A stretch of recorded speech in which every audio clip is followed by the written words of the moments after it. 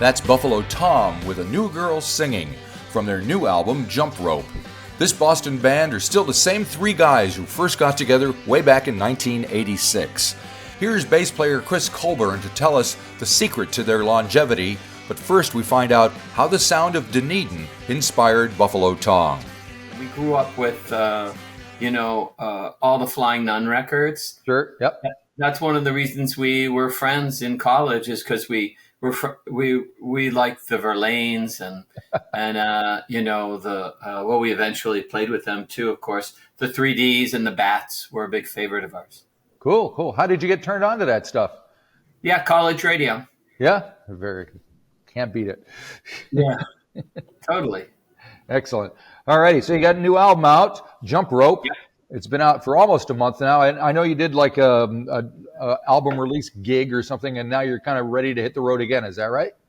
Yeah, we've been playing. I mean, we always play, like even on years that we're not really. We don't go out on tours per se between records. So when we have an album year, we play a lot of shows. So we play New York, Boston to warm up, and then we go out on the Midwest to the West Coast, and then a couple weeks in Europe in October. Cool. Yeah. So, I mean, the band's been together for 1,000 years, or at least since like 86. Got back from Vietnam. And I'm finding that I just spoke to another band that's kind of has a similar history to you guys, a trio that's been together for 30 some years. It doesn't seem to be that unusual these days. Any thoughts on why that? I know you're not doing it full time anymore, but you're still doing it. Yeah, it feels like full time sometimes, but even in the day, we didn't really do it full time. Like I always had a full time job, right. But that's right. And when I was a kid, you were in a rock band, you were a rock star, or you weren't.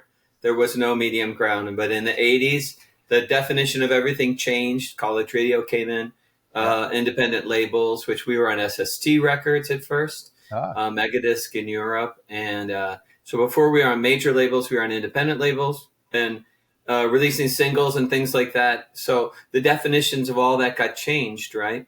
And mainly we just focused on songs, and we were just having fun. We were in college, then we were out of college, and then it was always very good timing.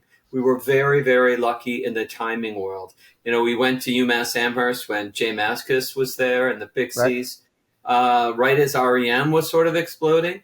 And then we released our first albums right when Nirvana was starting, and that whole craze. So even though we weren't really fitting in any of those particular styles or whatever you want to call it, wave, it was still college radio to the left of what pop radio was playing. We found a really comfortable world, with labels putting out our records and tour support and big crowds because it was on MTV even. Yep. Well, it's a very different world in the music business today, isn't it? I guess so. I mean, I don't think so. Totally. I mean, I find that like there's still a lot of left to the dial. I mean, a game changer, of course, was when we all first met, we probably each had about 40 albums or so.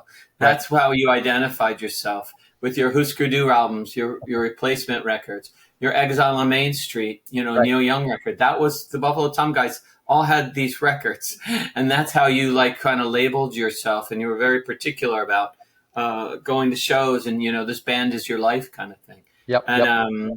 So now my kids grew up with the entire music library of the world at their fingertips, so they have a much broader range, a much more intelligent kind of look, I think, at what music's about, where we were really pretty much just Stones, Beatles guys. Right.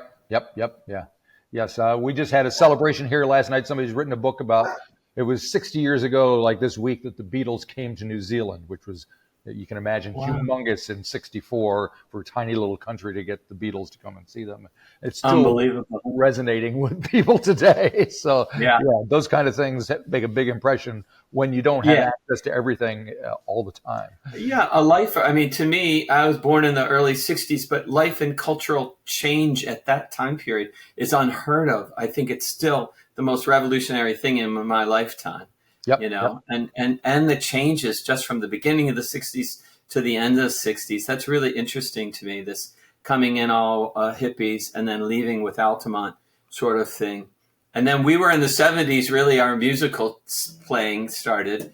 And that's a whole other thing, because then a lot more genres came in, and but it was still basically rock stars, but we were following maybe a little bit different kinds of music. And certainly, but all the drugs and all the culture of like rock and roll history, the 70s was a full-on education. Yeah, well, you're Neil Young. I see you do cover Neil every once in a while, and the band is named after the Springfield. So, yeah, in a sense, that's right.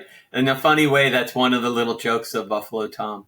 And I think that Neil Young is definitely a blueprint. I just saw him a month ago with Crazy Horse for the first time ever. Really, and it was really amazing. And also, as I noted to Bill, he didn't have a guitar tech, really. He had a guy, but he never used him. He used the same guitar, tuned his own guitar. Like, that's what it's all about to me. Like, that is as much of the blueprint to me as the music. Yeah. I mean, I love it. We're all Dylan guys, and we're Americana meets, rock and roll.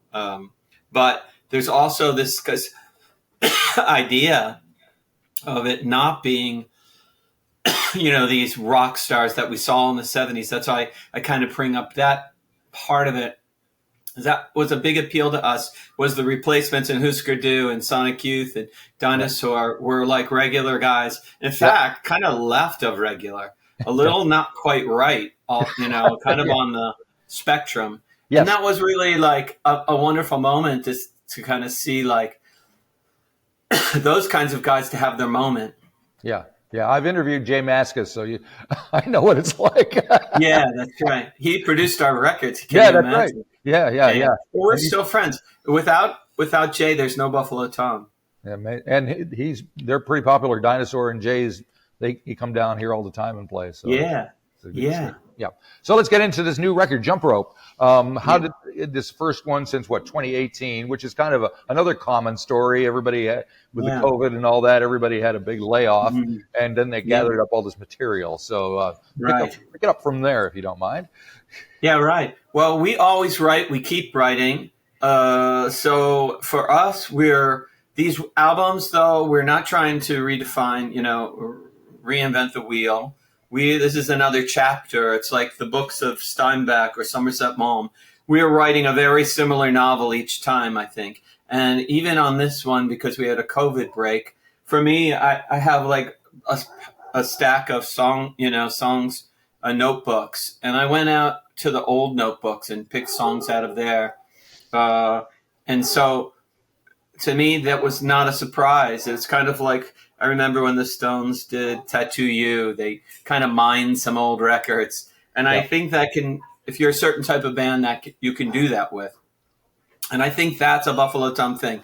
Not always easy for your record label, not always easy for your publicist who how is this different than the last, 9 records? Yeah. But the thing is, that's the secret power, is that it's not different.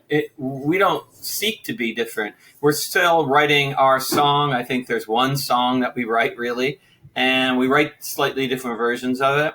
But it's got different flavors and things like this. But it's like Neil Young and like the Stones. I think there's this thing about it. It's a very you can really depend on it, right? Right. And I think that's what our core guys like. But it's also what we do. I could never write, we add some different instruments, but I could never write like a new wave, convincing new wave tune or reggae tune or something. So I'm curious, you guys, it looks like all the songs are always credited songwriting to all three of you. Yeah. Is that how it works, or is that a way of keeping the band together?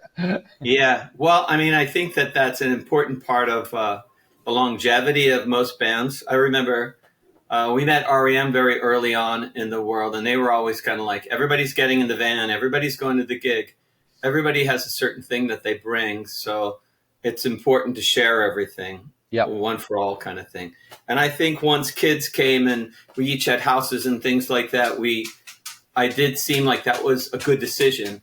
I don't know, it's not always fair in every song maybe, or, in the concept of, but it makes it a lot easier picking singles and also, getting in the van and deciding when to play concerts.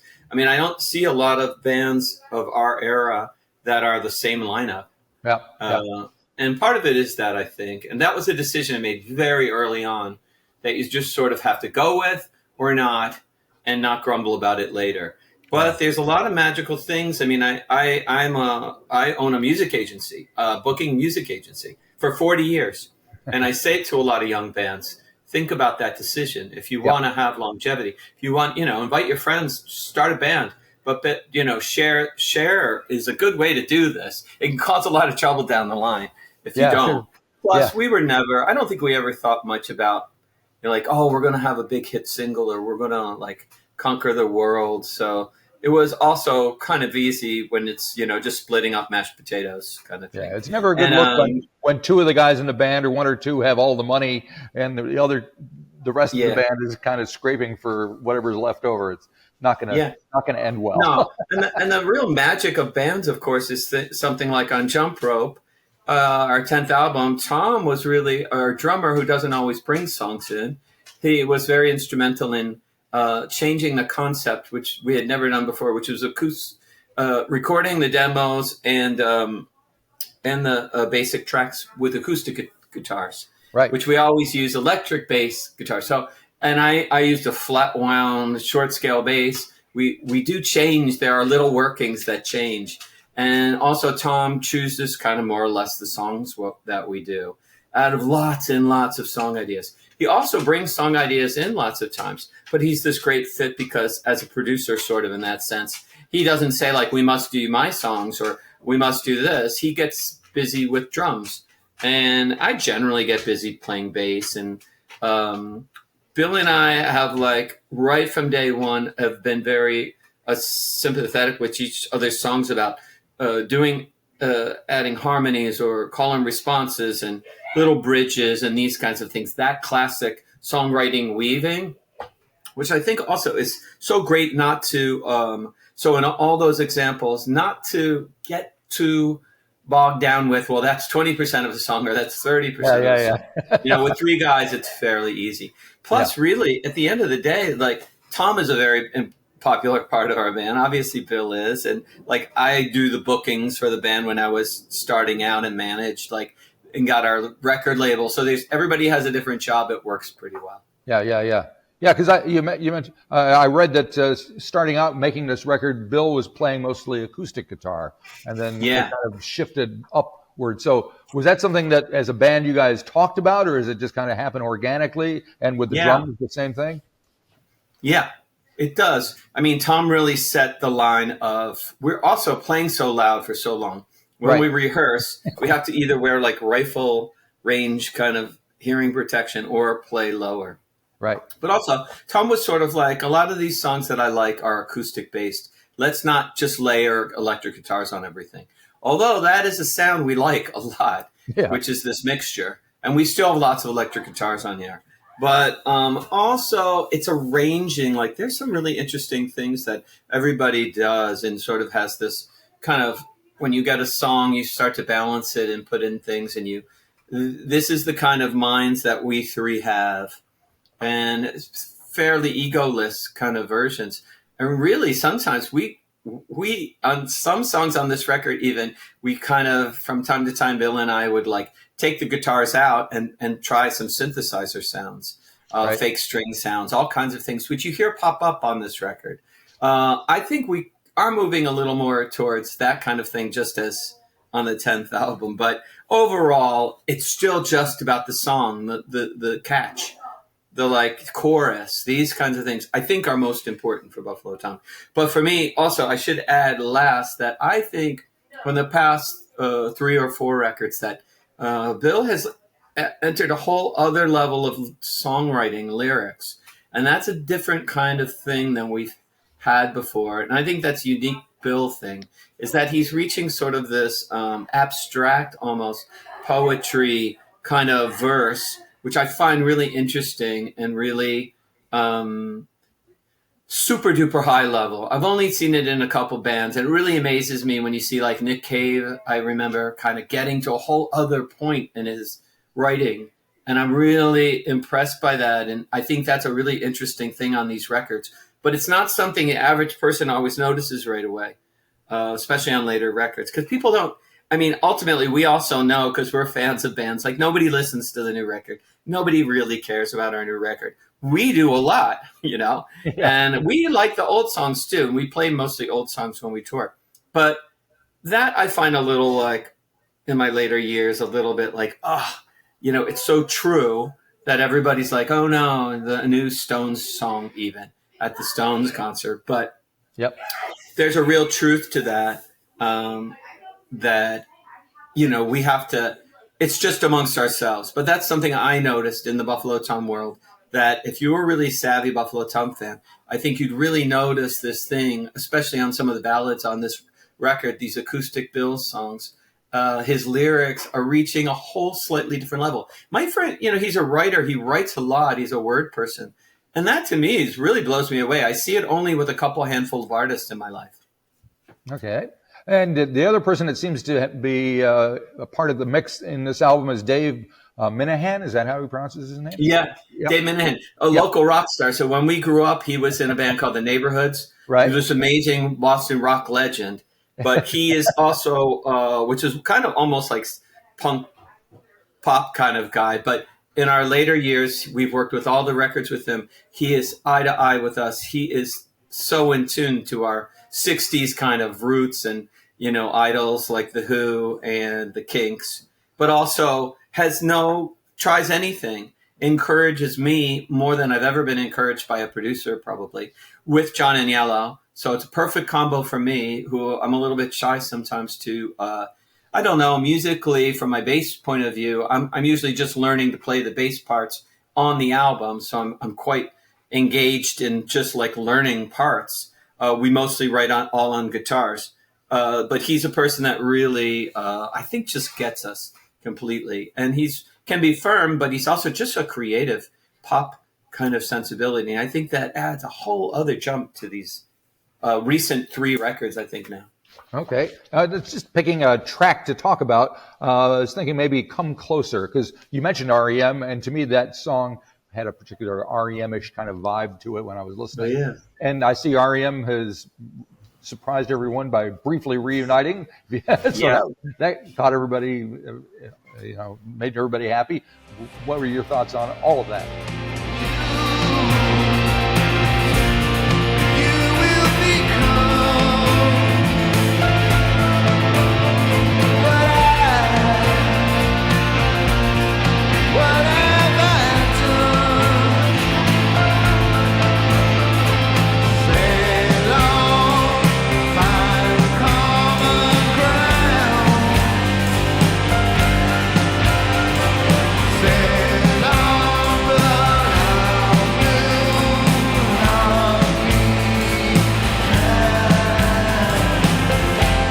I mean, R.E.M. were a super important group to us, not just from the beginning, but in college, they started developing, for me, Life's Rich Pageant was this giant jump. I love the early records, and I think Bill and Tom are the EP and the first record or two. Reckoning was my first really like eye-opener, but Life's Rich Pageant to me spoke to me like a songwriter. Right. And I prefer like the poppy Grand Hard Husker Du and R.E.M.'s Life Rich Pageants. Everybody makes their line to where like maybe R.E.M. or Husker Du goes, you know, jumps the shark or becomes too commercial for them or whatever. Same as the Replacements. Yep. But for me, sometimes I err on the side of their slightly poppier kind of hits. So they were giant, and we would go see them a lot too. And it was kind of a surprise to us that that these smaller bands then got bigger. And that's when it started to, I think to us ourselves, we could get out of the basement and go on tour and play in clubs. Like it was a big being encouraged. So those things. Come Closer is a funny example of the whole record, because that is like, there are 2 recordings on this record where, to me, I think, as far as I saw, we made, which we don't normally do.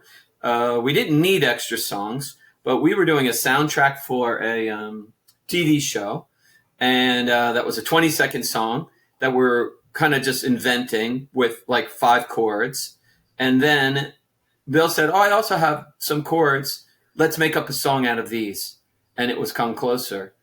And we had never practiced it or played it. And it was a series. It's actually a little confusing type of chords for me. Again, I'm playing bass, not guitar. And then we're trying to invent the melodies in a way. And I had counter melodies, and Bill had a melody that changed into a more involved thing.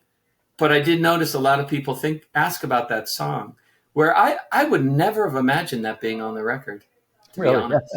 Yeah, mostly because we practice and rehearse and trade off songs for so long before we record that those tend to be almost a jam song. I don't know. My brain doesn't like work that way. But Bill was a big fan of that. I think that tune, and Tom. He certainly re-record. I think he overdubbed. There's so many unique things on it. He overdubbed drums. There's some very crazy background vocals where I think because I didn't even know what the melody was, or I didn't really see what was happening, which is a great way to write songs. Okay. Now I see you seem to be kind of the gig manager and organizer and all that. So I don't know if you have anything to do with this Please Come to Boston festival that you guys are involved in. Right. That's a concept we had for a long time, but we have management people, to be clear. And in the old days we didn't, so we did it ourselves, but I was really the person who was organizing a lot of that stuff, although we were just in college. So we all did what we could. And Tom's brought people to gigs. Bill, was bringing old songs that he had already written to the band. Everybody had this sort of thing to get the band going. But an idea that we had when we were touring a lot was that we would, to some degree, people would say, we have a lot of people from around the world that are fans. Yeah. And we've toured a lot around the world. And they would say, have a weekend in Boston where you could play and we can all visit Boston and see what Boston's all about. Yep. So, I mean, like 25 years ago, we were thinking about this. And now we've just finally done that. So what's it going to be like? Is it just you guys, or are there other bands playing, or what? Yeah, so it's more, I think of it as arts weekend. And there's comedians and writers like Tom Perrotta, comedians like Eugene Merman, Boston kind of flavored stuff. But also like food and special cocktails. And it's that kind of a thing. So it's really like come and also spend a long weekend in Boston. And I think that's the idea, is to kind of see where, because especially on the last maybe 2 albums or 3, we write a lot about Boston and growing up in the suburbs of Boston and all of these kinds of things. And I think I remember saying to someone like, a certain Cape Cod town or something about Cape Cod, and people going like, what are you talking about? Like, or a word that we use a lot. And I'm like, oh yeah, that's just a New England thing. Right.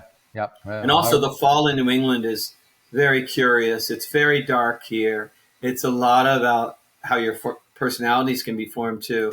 It gets dark. It's the autumn. And I think there's a lot of that interweaved in Buffalo Tom music. Okay. And what's the scene like in Boston these days? Are you kind of clued into what's going on with what the kids are up to? Yeah, not especially. I took my kids to see Lana Del Rey, and there were a lot of kids there. Yeah, last in Fenway Park. But really in the 80s, there was strong college radio. It seemed like everybody was in a band. Yeah. That might be true now. I mean, my kids are more like hip hop, or like, I don't know, there are certain older bands, they like the Strokes, and they'll like a Lana Del Rey, but it's a mixture. Like you get back to the Spotify thing. So I don't think people would be united if you said, what are the top 3, guitar bands in Boston? Like you could say that in the 80s or the 90s. Yeah. We definitely wouldn't say that anymore. And most bands wouldn't even have guitars, maybe. Yep, that's true. Yeah, well, times change. Yeah. Things move on. Definitely. Yeah. Mm-hmm. But anyway, all righty. Well, have you got any plans to head down to this part of the world ever again? Yeah, we've been thinking a lot about it because we think we have to package with somebody like Belly. Last time we were in New Zealand, we did a package tour with Superchunk. Oh, right. That makes sense. And the 3Ds. Yeah. Right. And we played 3 or 4 different cities: Dunedin, Christchurch, Wellington, Auckland. Had a great time. Stayed like an extra week. Weird place though, New Zealand. I mean, it really is odd It really fits in our thing, because I think New England, in a way, is a very odd little part of the United States with a lot of similar kind of. I noticed getting to know Graham from the Verlaines a bit. Very eccentric, getting to know his little college town in Dunedin. Going to Dunedin, and I got to sit on a class with Graham, and just meeting like the 3Ds. Also, our sound person for a long time was from Auckland, and those guys always had the same kind of aesthetic as we did. And I mean, it's a real wise guy kind of thing too, maybe. And New Zealand's a tough guy place. New England can be that way too, kind of the seaports and stuff. But it's funny because that's not the way people think of the music all the time, or the, or But it's can be quite rural, of course. But I found it to be pretty, it could be full on, very different than Australia. And we toured Australia too, and I like Australia, but I think we prefer New Zealand. This is that slightly eccentric kind of thing. Plus, it was in the 80s anyway, and 90s, full of coffee places and, all the kind of very cool little places you could drive, and very different identities of the South than the islands, right? Yep. Definitely. That is all true. All right. Well, hopefully you can make it down here again then. It sounds like you're thinking about it. Because all those bands are still around. It's a great thing about a place like New Zealand. The Verlaines, the Bats, the Chills, they're not going anywhere. We're all stuck on these islands together. So. Pretty amazing. Yeah, I heard that. Yeah, it seems like such a great place to live. I was just reading that like people are leaving New Zealand now. People maybe went there during COVID, but that's probably better. You don't want too many people. Right. Exactly. Yeah, we got it just about right. All righty. Thank you very much for sharing all that with me. I appreciate it. Good luck with the tour. Hope it all goes well, and we hope to see you down here. Thank you. Thanks for your time. If you enjoyed this episode of the 13th Floor's Music Talk series, please be sure to subscribe to the website or to the YouTube channel. Follow us on Facebook or Instagram, and wherever you find your podcasts. There's a whole lot more to discover.